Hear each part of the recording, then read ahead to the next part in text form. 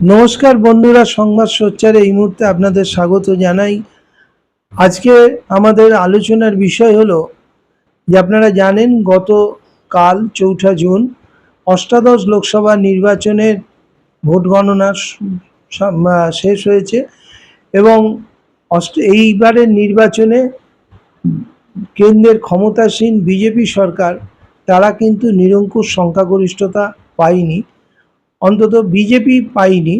তারা নিরঙ্কুশ সংখ্যাগরিষ্ঠতা থেকে বেশ খানিকটা পিছিয়ে 240টির মতো আসন তারা জয়যুক্ত হয়েছে এবং এনডিএ জোট তারা 290-এর ঘরে তারা আসন সংগ্রহ করতে পেরেছে। পাশাপাশি ইন্ডিয়া জোট তারা কিন্তু এবারের নির্বাচনে তাদের শক্তি অনেকটাই বাড়াতে পেরেছে, প্রায় 233 থেকে 35টির মতো আসন তারা দখল করেছে, যেখানে গত বছর যে জাতীয় কংগ্রেস মাত্র 50টির মতো আসন দখল করতে পেরেছিল, এবারে তারা দ্বিগুণ আসন দখল করেছে, প্রায় 100-র কাছাকাছি আসন তারা দখল করেছে। স্বাভাবিকভাবেই মানুষের কাছে একটা প্রশ্ন উঠছে যে এবারে সরকার কারা গড়বে এবং কিভাবে। যদিও এনডিএ সরকার গড়তে কোনো অসুবিধে নেই, কারণ তাদের ম্যাজিক ফিগার 272, তার বেশ খানিকটা বেশি তাদের ঘরে সংসদ আছে, 290-এর কাছাকাছি। কিন্তু যে সমস্ত শরিক দল নিয়ে তারা সরকার গড়বে, সেই শরিক দলের বিশ্বাসযোগ্যতা নিয়ে কিন্তু অনেক প্রশ্ন আছে। যেমন বিহারের নীতিশ কুমার, অন্ধ্রপ্রদেশের চন্দ্রবাবু নাইডু, এদের বিশ্বাসযোগ্যতা নিয়ে এদের ওপর কতটা ভরসা করে একটা সরকার টিকে থাকতে পারে তাই নিয়ে কিন্তু প্রশ্ন আছে। পাশাপাশি কংগ্রেসের যে শক্তি বৃদ্ধি এবং তার সাথে ইন্ডিয়া জোটের যে জমাট যে সংগঠনটা আজকে সারা ভারতবর্ষের মানুষ দেখতে পাচ্ছে, সেই জায়গায় দাঁড়িয়ে কংগ্রেস আগামী দিনে কী ধরনের সিদ্ধান্ত নিতে পারে, আমরা এই বিষয়ে একটু আলোচনা করব। আমাদের সাথে আছেন পশ্চিমবঙ্গ প্রদেশ কংগ্রেসের অসংগঠিত শ্রমিক সংগঠনের এবং কর্মচারী সেলের চেয়ারম্যান মাননীয় স্বপন বসু। স্বপন বসু বিভিন্ন বিষয়ে বিভিন্ন সময়ে আমাদের প্রতিক্রিয়া দেন। তো আজকে এই বিষয়ে একটু স্বপনবাবুর কাছে যাব। দাদা, যদি একটু বলেন আগামী দিনে কিভাবে কংগ্রেস চলবে, যদি তার একটা আলোকপাত। আমরা দেশের আম আদমি এবং জনগণের রায়ে অভিভূত, ভারতবর্ষের সংবিধানকে বাঁচাতে তারা একটা দৃঢ় পদক্ষেপ নিয়েছে। ভারতীয় জনতা পার্টিকে মেজরিটির যে আসন সংখ্যা থেকে অনেকটা দূরে রেখে দিয়েছে। কারণ নির্বাচনের মধ্যে বা তার আগে থাকতে আমরা দেখছিলাম এই বিজেপি সরকার বা মোদী সরকার বিভিন্ন রকম ভাবে কখনো নোটবন্দি, কখনো জিএসটি, কখনো দ্রব্যমূল্য বৃদ্ধি, তারপরে করোনার সময় থালাবাটি বাজানো, এছাড়াও সংবিধান সংশোধন করে সংবিধান চেঞ্জ করে দেব, বিভিন্ন সব ব্যাপার নিয়ে তারা প্রচার করে যাচ্ছিল। তা এর যে সুদূর প্রসারী ফল হওয়া যেটা হতো, সেটা ভারতবর্ষের পক্ষে খারাপ হতো। তাই ভারতবর্ষের মানুষ তাদের এই দম্ভকে, যারা বলেছিল 400, এবারে 400 সিট পাবো, দম্ভকে চুরমার করে দিয়েছে। তাই আমরা নতমস্তকে তাদের কাছে, তারা যে আশীর্বাদ করেছেন আমরা স্বীকার করছি, আমরা তাদেরকে কুর্নিশ জানাচ্ছি, আমাদের নেতৃত্বরা তাদেরকে কুর্নিশ জানাচ্ছে। আমাদের নেতা রাহুল গান্ধী বিগত 2 বছর ধরে সারা ভারতবর্ষ জুড়ে দুটো যাত্রা করলেন, একটা ভারত জোড়ো যাত্রা, একটা ভারত জোড়ো ন্যায় যাত্রা। সারা ভারতবর্ষে কোনায় কোনায় উনি গিয়ে সাধারণ মানুষের কাছে একাত্ম হলেন, তাদের কাছ থেকে মিলিত হলেন, তাদের হাল হকিকত জানলেন। সেটাই কিন্তু আমরা ম্যানিফেস্টোর মধ্যে আমাদের কংগ্রেসের যে ইস্তাহার, সেই কংগ্রেসের ইস্তাহারে আমরা সেটা প্রতিফলিত করেছি, তাদের ডিমান্ডটাকে আমরা নিয়ে এসেছি আমাদের ইস্তাহারে। তাই আমাদের আশা ছিল যে আমাদের ভারতবর্ষের সাধারণ মানুষ, খেটে খাওয়া মানুষ আমাদের পাশে থাকবেন, আমাদেরকে আশীর্বাদ দেবেন। আমরা তাই এক ধাক্কায় আমরা গতবার যা আমাদের আসন সংখ্যা ছিল তার থেকে আমরা ডবল করতে পেরেছি। দাদা, একটা প্রশ্ন, যে সারা ভারতবর্ষের নিরিখে দেখতে গেলে কংগ্রেসের আজকে যে সাফল্য, যে আসন বৃদ্ধি ঘটেছে, এবং তার পিছনে নিঃসন্দেহে রাহুল গান্ধীর ভারত জোড়ো যাত্রা, ভারত জোড়ো ন্যায় যাত্রা, যে 4000 কিলোমিটার রাস্তা তিনি হেঁটেছিলেন পায়ে, ঐতিহাসিক এক যাত্রা, তার সুফল কংগ্রেস পেয়েছে বলা যেতেই পারে। কিন্তু সেই সুফল পশ্চিমবাংলার ক্ষেত্রে একদমই পাওয়া গেল না, যেখানে পশ্চিমবাংলার বেশ কয়েকটি জেলা দিয়ে কিন্তু রাহুল গান্ধীর এই ভারত জোড়ো ন্যায় যাত্রা গেছে। তা সত্ত্বেও দেখা যাচ্ছে যেসব জায়গা দিয়ে রাহুল গান্ধী গেছেন সেই সব জায়গা থেকেও কংগ্রেসের খুব একটা ভালো কোনো রেজাল্ট এলো না। উল্টে পশ্চিমবাংলার কংগ্রেসের অন্যতম স্তম্ভ অধীর চৌধুরী, যিনি সভাপতি, তিনি পর্যন্ত বহরমপুরে ব্যাপক ভোটের ব্যবধানে হেরে গেলেন। এর কি ব্যাখ্যা দেবেন? সত্যি এটা আমাদের খুব খারাপ লাগছে। আমাদের পশ্চিমবঙ্গ প্রদেশ কংগ্রেসের মাননীয় সভাপতি অধীর চঞ্জন চৌধুরী,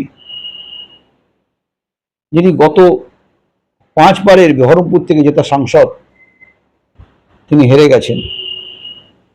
এবং ওখানে রাহুলজি ওখানে অন্যান্য জেলাদের মতো মুর্শিদাবাদ এবং মালদাতে ওনার ন্যায়যাত্রা উনি এসেছিলেন।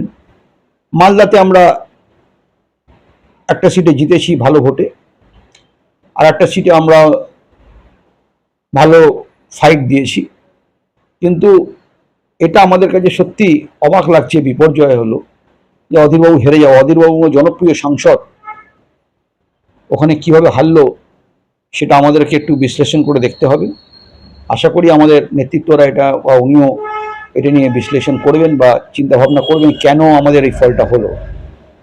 আমরা পশ্চিমবঙ্গের মধ্যে কংগ্রেসের যদি কোনো শিওর সিট থেকে থাকতো সেটি হচ্ছে বহরমপুর, এবং উনি যথেষ্ট ওখানকার যোগ্য সাংসদ, উনি সাধারণ মানুষের সঙ্গে মাঠে নেবে কাজ করার সাংসদ। কেন এটা হলো সেটা দেখতে হবে। হয়তো নির্বাচনে হার জিত তো থাকেই, এই ব্যাপারটা আমাদেরকে একটু একটা প্রশ্ন দাদা, সেটা হচ্ছে সারা ভারতবর্ষের নিরিখে কংগ্রেসের সাথে বিভিন্ন যে সমস্ত শরিক দল তারা যেভাবে জোট বাঁধতে পেরেছে, পশ্চিমবাংলায় এসে সেই জোট তত্ত্বটা সম্পূর্ণ মুখ থুবড়ে পড়ল। যেখানে গতকাল আমাদের রাজ্যের মুখ্যমন্ত্রী এই জোট না হওয়ার পিছনে সরাসরি অধীরবাবুকেই দায়ী করেছেন, এবং তিনি বলছেন যে আমি দুটো আসন কংগ্রেসকে দিতে চেয়েছিলাম, কংগ্রেস রাজি হয়নি, ফলে পশ্চিমবাংলায় কংগ্রেসে জোট হয়নি। পাশাপাশি আর একটা জিনিস, যেটা হচ্ছে সিপিএমের সাথে জোট করার পর বিভিন্ন বুথের সমীক্ষায় আমরা দেখতে পাচ্ছি যেখানে যেখানে কংগ্রেস প্রার্থী দাঁড়িয়েছে তাদেরকে সিপিএমের থেকে কিন্তু সিপিএমের ভোট পড়েনি তাদের, এরম একটা অভিযোগ বিভিন্ন জায়গা থেকে পাওয়া যাচ্ছে। তাহলে কি এটা বলা যেতেই পারে যে পশ্চিমবাংলায় সিপিএমের হাত ধরে কংগ্রেসের বর্তমান নেতৃত্ব একটা মহা ভুল করেছিল? আমরা সিপিএমের সঙ্গে জোট করেছিলাম, এবং আমাদের রাজ্য স্তর থেকে, সিপিএমের রাজ্য স্তর থেকে এবং বুথ লেভেল পর্যন্ত প্রতিটা স্তরে সিপিএমের নেতৃবৃন্দরা কংগ্রেসের নেতৃবৃন্দের সঙ্গে কাঁধে কাঁধ নিয়ে লড়াই করেছিল। আমরা যেমনি সিপিএমের হয়ে রাস্তায় নেমেছিলাম, মিটিং মিছিল করেছিলাম, জনসভা করেছিলাম, ওনারাও তেমনি আমাদের জন্য সর্বত্রভাবে নেতৃত্বস্থানীয় লোকেরা সবাই নেমেছিলেন। এবার আমাদের এই ব্যাপারটা, আমাদের তো নেতৃত্বস্থানীয় বা আমাদের পলিটিক্যালি ভাবে তো ঠিকই ছিল, এবং ওনাদের ভোটাররা কি এফেক্ট করেছে, কেন ভোটটা আমরা পেলাম না, সেটা একটু আমাদের চিন্তা ভাবনা করতে হবে, একটু আত্মবিশ্লেষণ করে দেখতে হবে কেন এটা হলো। আগামী দিনে ধরুন 2026-এর বিধানসভা নির্বাচন হতে যাবে, সেই সময় কংগ্রেসের স্ট্যান্ড কি এরকমই থাকবে, বামেদের সাথে ছাড়া আমরা জোট করব না? যদি, কারণ সর্বভারতীয় রাজনীতিতে তৃণমূল কংগ্রেস বারবার বলছেন তারা ইন্ডিয়া জোটের সাথে আছে, ইন্ডিয়া জোট মানে কংগ্রেসের সাথেই আছে, কিন্তু স্টেটে এখানের কিছু রাজনৈতিক নেতার পছন্দ অপছন্দের কারণেই জোটটা সম্ভব হচ্ছে না। সেই জায়গায় দাঁড়িয়ে কংগ্রেসের আগামী দিনে কি পদক্ষেপ নিলে সঠিক কাজ হবে বলে মনে হয়? আমরা তো নিশ্চয়ই দলের ভালোর জন্য আমাদের পার্টি বা আমাদের দল উচ্চ নেতৃত্ব বা সহবর্তী নেতৃত্ব সিদ্ধান্ত নেবেন। এই ব্যাপারটা এখনই বলার সময় আসেনি। আমরা আপনাকে আগেই বললাম যে আমরা এই ব্যাপার টোটাল নির্বাচনের যে ফলাফল সেটা নিয়ে আমরা আত্মবিশ্লেষণ করব, চর্চা করব, করার পর আমরা একটা কোনো স্থির সিদ্ধান্তে আসব আমরা কিভাবে চলব। পশ্চিমবাংলার রাজনীতিতে এই মুহূর্তে কংগ্রেসের যে পরিস্থিতি, তাতে যদি আগামী দিনে তৃণমূলের হাত না ধরে, যদি এইভাবেই বামপন্থীদের সাথে থাকতে চায়, সেখানে বামপন্থীদের তো আজকে কোনো জায়গাই নেই। তারা বিধানসভাতেও শূন্য হয়েছে, লোকসভা নির্বাচনেও শূন্য হয়েছে। স্পষ্টই বোঝা যাচ্ছে মানুষ বামেদেরকে আর পছন্দ করছে না।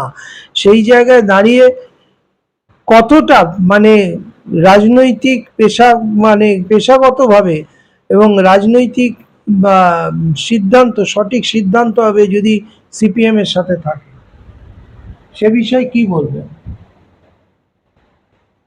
আমাদের সিদ্ধান্ত তো আমাদের এইভাবে হয় না। আমাদের পার্টির এআইসিসি হচ্ছে আমাদের অল ইন্ডিয়া কংগ্রেস কমিটির, কংগ্রেস ওয়ার্কিং কমিটির সর্বোচ্চ নেতৃত্ব। আমাদের অল ইন্ডিয়ার সভাপতি আছেন, আমাদের মল্লিকার্জুন খাড়গে জি আছেন, রাহুল গান্ধী আছেন এবং আমাদের প্রদেশ কংগ্রেস সভাপতি আছেন।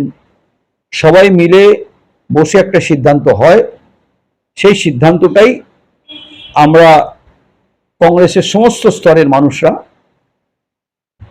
ফলো করে।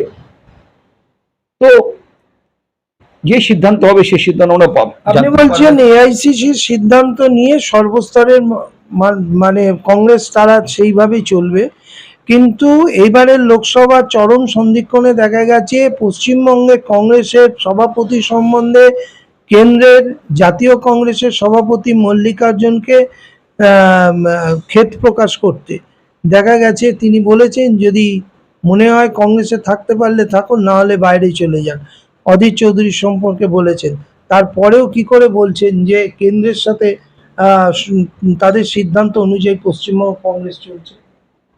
বরাবরই কংগ্রেসের আমাদের সিদ্ধান্ত অল ইন্ডিয়া লেভেলে হয় এবং আমরা সেটা ফলো করি। আপনারা যেটা বলছেন এটা আমরাও আপনাদের মধ্যে টিভিতে দেখেছি। এটা আমাদের পশ্চিমবঙ্গ প্রদেশ কংগ্রেস সভাপতি, উনিও কংগ্রেস ওয়ার্কিং কমিটির মেম্বার। এটা সর্বভারতীয় দলের নেতাদের ব্যাপারে কি ব্যাপারটা হয়েছে এটা আমি আপনাকে এখনই বলতে পারছি না, বলাটা ঠিকও না, আমি সেই জায়গাতে নেইও। তো আমাদের যা সিদ্ধান্ত হবে আপনারা জানতেই পারবেন। আমরা ফিউচারে কোন দিশা নেব, ফিউচারে আমরা কিভাবে চলবো, কার সাথে চলবো, কিভাবে চলবো, এটা খুব শীঘ্রই আমাদের পার্টির মধ্যে আলোচনা হবে, হয়ে তার থেকে আমরা একটা সিদ্ধান্তে উপনীত হব, যেটা আমাদের প্রসিডিওর সেটাই হবে। ধন্যবাদ স্বপন বাবুকে। আমরা এতক্ষণ জানার চেষ্টা করলাম এই রাজ্যে মানে আমাদের পশ্চিমবাংলায় কংগ্রেসের আগামী ভবিষ্যৎ কী হবে। তিনি স্পষ্ট কোনো ব্যাখ্যা দিতে পারছেন না, কারণ সবটাই নির্ভর করছেন তার গুচ্ছমহলের সর্বভারতীয় স্তরে কংগ্রেস কী সিদ্ধান্ত নেয়, এই রাজ্য সম্পর্কে কী সিদ্ধান্ত নেয় তার উপরে। আজকে এখানে এইটুকুই। আবার কখনো কোনো বিষয়ে তাকে আবার আমরা পাবো এই আশা করি। আজকে এই পর্যন্ত। সংবাদ সোচ্চারে আপনাদের স্বাগত। নমস্কার।